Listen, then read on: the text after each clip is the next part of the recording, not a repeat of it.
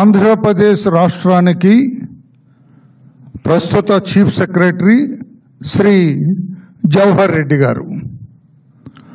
ఆయన అందరూ పెద్ద సార్ అంటారు.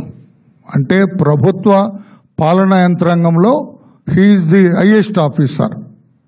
Chief secretary highest officer. పెద్ద సార్ని అడగండి అంటారు. పెద్ద సార్ అంటే chief secretary. Everybody knows. Attender దగ్గర నుంచి ఐఏఎస్ వరకు అందరికీ తెలుసు పెద్ద సార్ అంటే చీఫ్ సెక్రటరీ అని. ఈ రోజున పెద్ద సార్ చుట్టూ ఈ రోజున ఒక పెద్ద భూ మాఫియా తిరుగుతూ ఉన్నది, భూదందా తిరుగుతూ ఉన్నది. ఒక బాధ్యత కలిగిన రాజకీయ నాయకుడు విశాఖపట్నం జిల్లా నుంచి చీఫ్ సెక్రటరీ గారి మీద పలు ఆరోపణలు చేశారు. ఆయన దాదాపు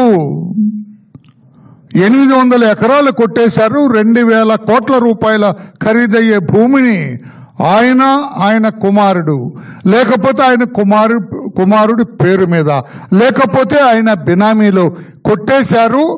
నా దగ్గర ఆధారాలు ఉన్నాయని చెప్పి ఒక బాధ్యత కలిగిన రాజకీయ నాయకుడు విశాఖపట్నం నుంచి మాట్లాడుతున్నాడు. నేను ఈ సందర్భంగా కొన్ని ప్రశ్నలు పాలనా యంత్రాంగానికి వేస్తూ ఉన్నా. నేను అదే మూర్తి యాదవ్ అనే ఒక కార్పొరేటర్ కావచ్చు, లేకుంటే జనసేన పార్టీ నుంచి ఒక నాయకుడు కావచ్చు, అతను ఆరోపణలు చేస్తే వేరే అధికారి మీద పాలనా యంత్రాంగం చూస్తూ ఊరుకుంటుందా?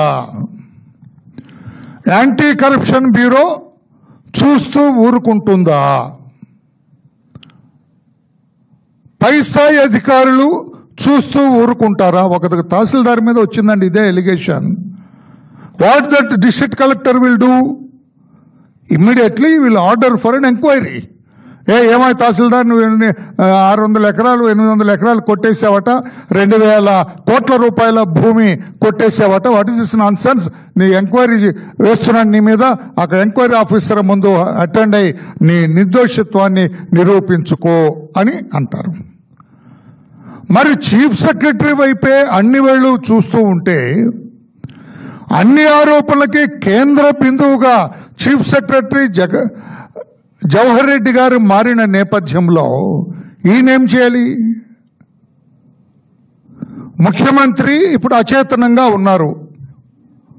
ముఖ్యమంత్రి ప్రభుత్వ పాలనంగా నవొద్దు మీరు, ప్రభుత్వ పాలన వ్యవహారాల్లో ఆయన అచేతనంగా ఉన్నారు.